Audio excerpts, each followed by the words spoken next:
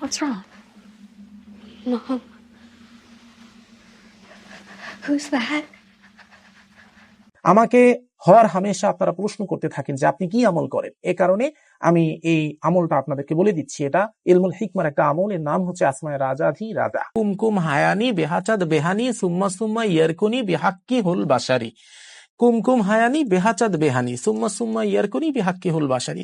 কুহুং বিহারি হামারা কুদ্দে বিহারি হেচার নাহি মেরা চেহারি তো সবকো সৃষ্টা বৃথা যাউঙ্গো। আর এই ধরনের একজন দেশপ্রেমিক নেতা 1 কোটি মুনাফিক করতে এর জীবন অনেক ধন্য হবে, মৃত্যুর পরে জান্নাতে যাবে।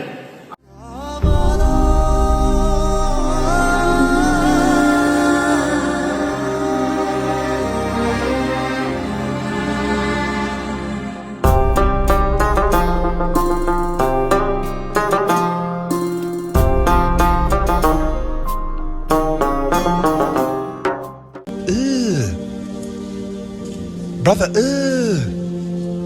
what's that? What's that, brother? ছবিতে যাকে দেখছেন তার নাম হচ্ছে সাইফুল্লাহ মানসুর। তিনি যেহেতু নিজেকে হাফেজ দাবি করেন তাই নামের শুরুতে লাগিয়েছেন হাফেজ। এই জন্যে তার পুরো নামটি হয়েছে হাফেজ সাইফুল্লাহ মানসুর। ভাইটি হাফেজ বিধায় নামের শুরুতে হাফেজ লাগিয়েছেন, এতে কোনো সন্দেহ নাই। তাহলে চলুন আমরা হাফেজ সাইফুল্লাহ মানসুরের বয়ান শুনে আসি। দেখুন, মহান পাক পরওয়ারদিগার রব্বুল আলামিন সূরা জাসিয়ার 11 নম্বর আয়াতে উল্লেখ করতেছেন, আমি আসমান এবং জমিনে যা কিছু আছে সবকিছুকে তোমাদের অনুগত করে দিয়েছি এবং জ্ঞানীদের এর মাঝে অনেক নিদর্শন রয়েছে। কথাটা বোঝার ট্রাই করেন, আসমান এবং জমিনে যা কিছু আছে সবকিছুকে তোমাদের অনুগত করে দিয়েছি। আচ্ছা, আমরা আবার একটু ভালোভাবে খেয়াল করি কোন সূরার কত নম্বর আয়াতের কথা বলছেন তিনি। সূরা জাসিয়ার 11 নম্বর আয়াতে উল্লেখ করতেছেন, আমি আসমান এবং জমিনে যা কিছু আছে সবকিছুকে তোমাদের অনুগত করে দিয়েছি। আচ্ছা, উনি বলছেন সূরা জাসিয়ার 11 নম্বর আয়াতের কথা। চলুন তাহলে আয়াতটা দেখি আমরা। হাযা হুদা ওয়াল্লাযীনা কাফারু বিআয়াতি রাব্বিহিম লাহুম আযাবুম মির রিজজিন আলীম। এই কুরআন সৎপথের দিশারি। যাহারা তাহাদের প্রতিপালকের নিদর্শনাবলী প্রত্যাখ্যান করে উহাদের জন্য রয়েছে অতিশয় মর্মন্তুর শাস্তি। এই শয়তান শুরুতেই নিজের আসল রূপ প্রকাশ করে ফেলেছে। যদি এটি লাইভ টেলিকাস্ট হতো তাহলে বলা যেত লাইভে কথা বলতে গিয়ে ভুল করে ফেলেছে, তাই পরে আর সংশোধনের সুযোগ পায়নি। কিন্তু এটি তো রেকর্ড করা ভিডিও, রেকর্ড করার পর এডিট করে তারপর প্রকাশ করেছে। তাহলে প্রশ্ন হল, ভিডিওর একেবারে শুরুতেই থাকা এমন স্পষ্ট ভুলটি তার নিজের চোখে পড়ল না? অথচ তিনি নিজেকে একজন হাফেজ বলে দাবি করেন। শয়তানের সবচেয়ে বড় শক্তি কোথায় জানেন? সে কখনো বিষ নিয়ে সরাসরি আপনার সামনে দাঁড়াবে না। সে আসবে সুস্বাদু মিষ্টির ভেতরে সূক্ষ্ম বিষ মিশিয়ে।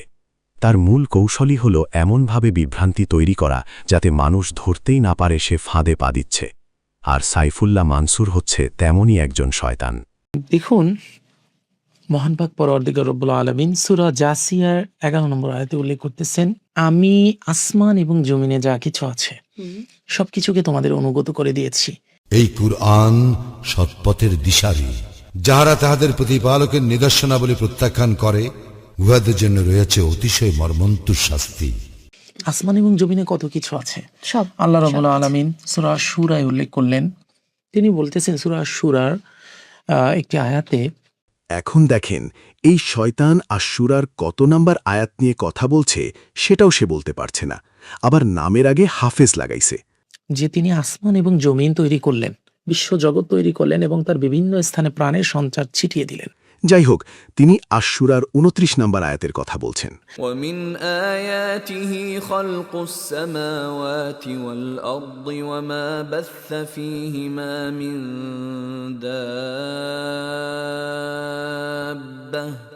وهو على جمعهم إذا يشاء قدير। তাহার অন্যতম নিদর্শন আকাশমণ্ডলী ও পৃথিবীর সৃষ্টি এবং এই দুইয়ের মধ্যে তিনি যে সকল জীবজন্তু ছড়াইয়া দিয়েছেন সেইগুলি। তিনি যখন ইচ্ছা তখনই উহাদেরকে সমবেত করিতে সক্ষম। আসমান এবং জমিন, 7টা আসমান এবং 7টা জমিনের কথা আল্লাহ রাব্বুল আলামিন পবিত্র কালামে পাকে ইরশাদ করেছেন, রাসূল করিম সাল্লাল্লাহু আলাইহি ওয়াসাল্লাম ইরশাদ করেছেন। তাহলে এই যে 7টা আসমান 7টা জমিন, এর মাঝে কি আছে এটা আমাদের বুঝতে হবে। এখন আল্লাহ এটাও বলতেছেন যে আমি আসমান এবং জমিনের সবকিছু তোমাদের অনুগত করে দিয়েছি। الله الذي سخر لكم البحر لتجري الفلك فيه بأمره ولتبتغوا من فضله ولعلكم تشكرون। আল্লাহই তো সমুদ্রকে তোমাদের কল্যাণে নিয়োজিত করিয়াছেন, যাহাতে তাহার আদেশে উহাতে নৌযানসমূহ চলাচল করিতে পারে ও যাহাতে তোমরা তাহার অনুগ্রহ অনুসন্ধান করিতে পারো এবং যেন তোমরা তাহার প্রতি কৃতজ্ঞ হও। পরের অংশে তিনি বলতেছেন জ্ঞানীদের নিদর্শন রয়েছে এর মাঝে। وسخر لكم ما في السماوات وما في الأرض جميعا منه إن في ذلك لآيات لقوم يتفكرون। আর তিনি তোমাদের কল্যাণে নিয়োজিত করিয়াছেন আকাশ মণ্ডলী ও পৃথিবীর সমস্ত কিছু নিজ অনুগ্রহে। চিন্তাশীল সম্প্রদায়ের জন্য ইহাতে তো রহিয়াছে নিদর্শন। এখন আল্লাহ বলতেছেন আসমান এবং জমিনের সবকিছুকে তোমাদের অনুগত করে দিয়েছি। অনুগত মানে কি? আমি আপনাকে একটা কৃতদাস এনে দিলাম এবং আপনাকে বললাম এই কৃতদাসে আমি তোমার অনুগত করে দিয়েছি। মানে কি? আপনি যেটা বলবেন কৃতদাস সেটা শুনবে, তাই না? তো আল্লাহ রাব্বুল আলামিন বলতেছেন সূরা জাসিয়ার 11 নম্বর আয়াতে, আমি আসমান এবং জমিনের সবকিছুকে তোমাদের অনুগত করে দিয়েছি। এর মানে দাস করে দিয়েছেন আল্লাহ। তারা ইচ্ছায় হোক অনিচ্ছায় হোক আল্লাহর আদেশে তারা আমাদের আদেশ শুনতে বাধ্য। এই ভণ্ড মূলত কিসের কথা বলছে আপনারা জানেন? ভণ্ড মূলত ফেরেশতাদের সম্পর্কে এমন একটি ধারণা উপস্থাপন করে, মনে হয় ফেরেশতারা যেন মানুষের ব্যক্তিগত দাস। অনুগত করে দিয়েছি এর মানে দাস করে দিয়েছেন আল্লাহ। তারা ইচ্ছায় হোক অনিচ্ছায় হোক আল্লাহর আদেশে তারা আমাদের আদেশ শুনতে বাধ্য, নির্দেশ পালন করতে বাধ্য। এখন আসমান এবং জমিনের মাঝে তো শুধুমাত্র জিন আছে, ব্যাপারটা এমন না। অথচ ইসলামী আকিদা অনুযায়ী ফেরেশতারা একমাত্র আল্লাহর নির্দেশই পালন করেন, তারা মানুষের দাস নন। আল্লাহ তাআলা ফেরেশতাদের মাধ্যমে মানুষের বিভিন্ন কাজ পরিচালনা করেন। যেমন সূরা আর রাদের 11 নম্বর আয়াতে মানুষের সুরক্ষা ও পাহারার জন্য ফেরেশতা নিয়োজিত থাকার কথা উল্লেখ রয়েছে। আবার সূরা কাফের 17-18 নম্বর আয়াতে মানুষের আমল লিপিবদ্ধ করার জন্য ফেরেশতা নিয়োজিত থাকার কথা বলা হয়েছে। এছাড়া বৃষ্টি বর্ষণ, বাতাসের ব্যবস্থাপনা, রিজিক পৌঁছে দেওয়া, মায়ের গর্ভে সন্তানের সৃষ্টি প্রক্রিয়ার বিভিন্ন ধাপ, নবীদের কাছে ওহী পৌঁছে দেওয়া এবং মুমিনদের সাহায্য ও সাহস যোগানোর মতো বহু কাজই ফেরেশতারা আল্লাহর নির্দেশে সম্পাদন করেন। এসব কাজের ফলাফল শেষ পর্যন্ত মানুষের কল্যাণের সাথেই সম্পর্কিত। তবে একটি বিষয় অত্যন্ত গুরুত্বপূর্ণ, ফেরেশতারা কখনোই স্বাধীনভাবে কাজ করেন না, তারা কেবল আল্লাহর আদেশ পালন করেন।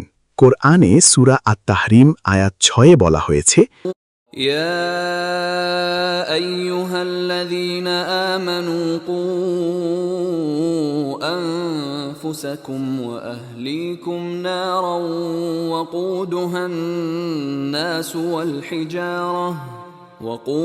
الناس والحجارة عليها ملائكة غلاظ شداد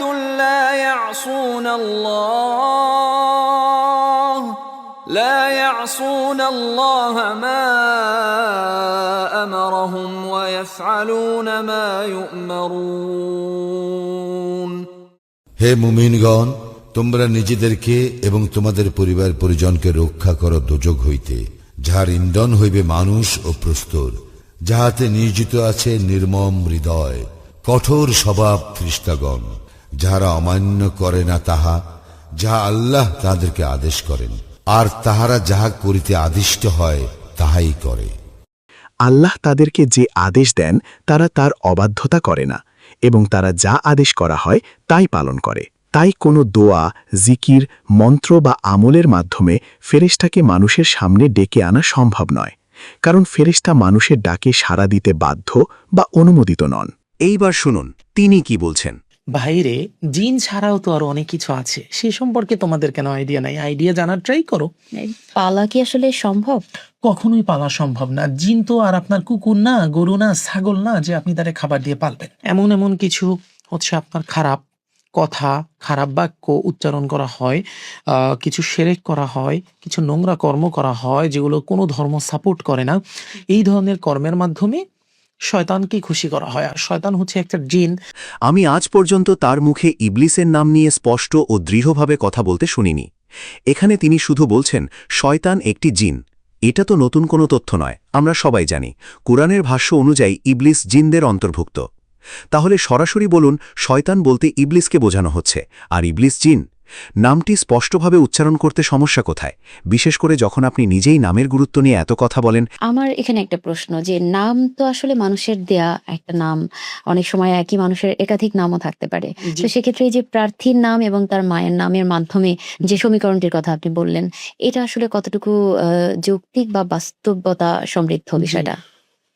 নামের প্রভাব আসলে কতটুকু? আমি বলি, ব্যাপারটা হচ্ছে একজন মানুষের সবকিছু তার নামের মাধ্যমেই হচ্ছে নির্ধারিত হয়। এমনকি তাবিজ তৈরির ক্ষেত্রেও বিভিন্ন নামের ওপর গুরুত্ব দেন। তখন এখানে ইবলিস নামটি এড়িয়ে শুধু শয়তান শব্দ ব্যবহার করার কারণ কি? কারণ আপনি সেই শয়তানের গোলাম।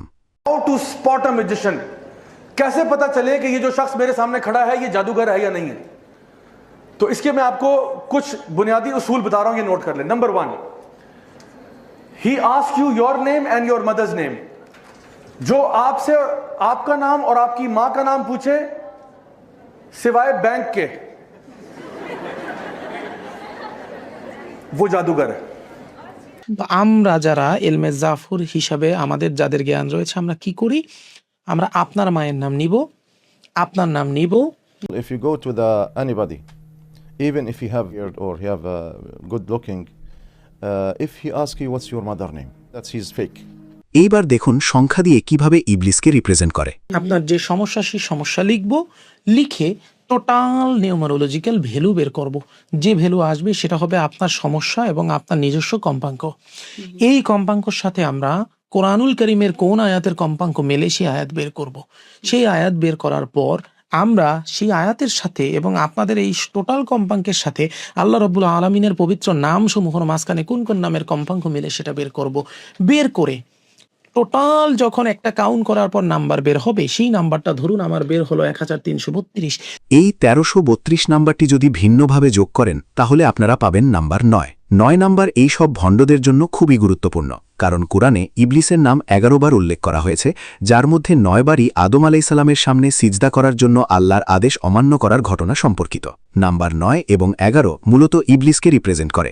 পরবর্তীতে শয়তান কি বলে তা আপনাদের দেখাচ্ছি। কিন্তু ঠান্ডা মাথায় বোঝার ট্রাই করবেন, আমরা কিন্তু ভাগ করছি। 42 নম্বর সূরা নাম্বার 1 পয়েন্ট, নাম্বার 2 হচ্ছে 29 নম্বর আয়াত। তো আমরা এই 42 নম্বর সূরাকে ভাগ করব, অর্থাৎ 4 + 2 ইকুয়াল কত হলো 6। এবার আমরা 29 কে যোগ করব, অর্থাৎ 2 + 9 ইকুয়াল কত হলো 11। এবার আমরা এই যে 42 নম্বর সূরার 29 নম্বর আয়াত, এই দুইটা জিনিসকে ভাগ করার পর যেই নিউমারোলজিক্যাল ভ্যালু পেলাম, এই দুটাকে একত্রিত করব, সেটা হচ্ছে 611। এবং আমি দেখতে পাচ্ছি আমার গবেষণা থেকে যে এই 611 সংখ্যাটা যেখানে আবির্ভাব হয়, সেখানে বাস্তবিক অর্থে পুরাতন সাইকেল বিনষ্ট হয়ে যায় এবং নতুন কোনো কিছুর আবির্ভাব ঘটে। এখন আপনি যদি 611 দিয়ে সার্চ করেন তাহলে ওর কথার সাথে মিলবে না। সেখানে বাস্তবিক অর্থে পুরাতন সাইকেল বিনষ্ট হয়ে যায় এবং নতুন কোনো কিছুর আবির্ভাব ঘটে। ওর কথার সাথে তখনই মিলবে যখন আপনি 6 ঘুরিয়ে 9 বানিয়ে দিবেন। পুরাতন সাইকেল বিনষ্ট হয়ে যায় এবং নতুন কোনো কিছুর আবির্ভাব ঘটে। পুরাতন সাইকেল বিনষ্ট হয়ে যায় এবং নতুন কোনো কিছুর আবির্ভাব ঘটে। এই হচ্ছে এই শয়তানের থার্ড আই ওপেন করার নিয়ম। ফেরাউন আল্লাহর কাছে চাইলো যে আল্লাহ এমন ব্যবস্থা করে দাও যেন নীল নদের পানি আমার কথায় উঠে বসে, আমার কথায় নীল নদে পানি আসে এবং আমার কথায় যেন নীল নদে পানি যায়। কিন্তু এই দোয়াটা ফেরাউন কিভাবে করছে জানেন? নিচের দিকে মাথা দিয়ে আল্লাহর দিকে পা দিয়ে। সবাই সতর্ক থাকুন, শয়তানের এই চক্রান্ত থেকে নিজেকে রক্ষা করুন। আমার ভাই বোনেরা, ভুলেও কখনো এই লোকের খপ্পরে পড়বেন না। পড়লে আপনার ইহকাল ও পরকাল দুটোই বরবাদ হয়ে যাবে। এক বড় ভাইয়ের কাছে এই শয়তান 12,000 টাকার বিনিময়ে একটা লকেট বিক্রি করেছিল। এই যে ভাই জিনিস হইতেছে এটাই, এমনি দিছে, এটা খুব ভালো লম্বা করে দিছে এবং এটা খুব ভারী, চেনটাও খুব ভারী, বুঝছেন?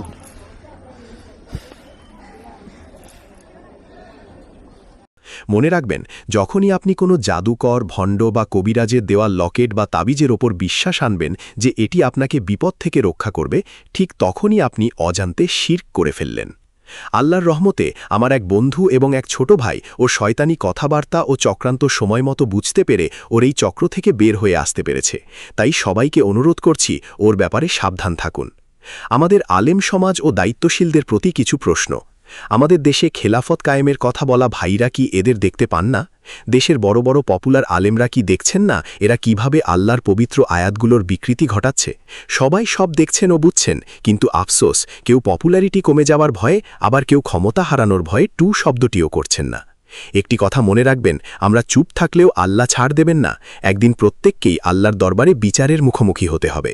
واتبعوا ما تتلو الشياطين على ملك سليمان وما كفر سليمان ولكن الشياطين كفروا يعلمون الناس السحر وما أنزل على الملكين ببابل هاروت وماروت وما يعلمان من أحد حتى يقولا إنما نحن فتنة فلا تكفر فيتعلمون منهما ما يفرقون به بين المرء وزوجه وما هم بضارين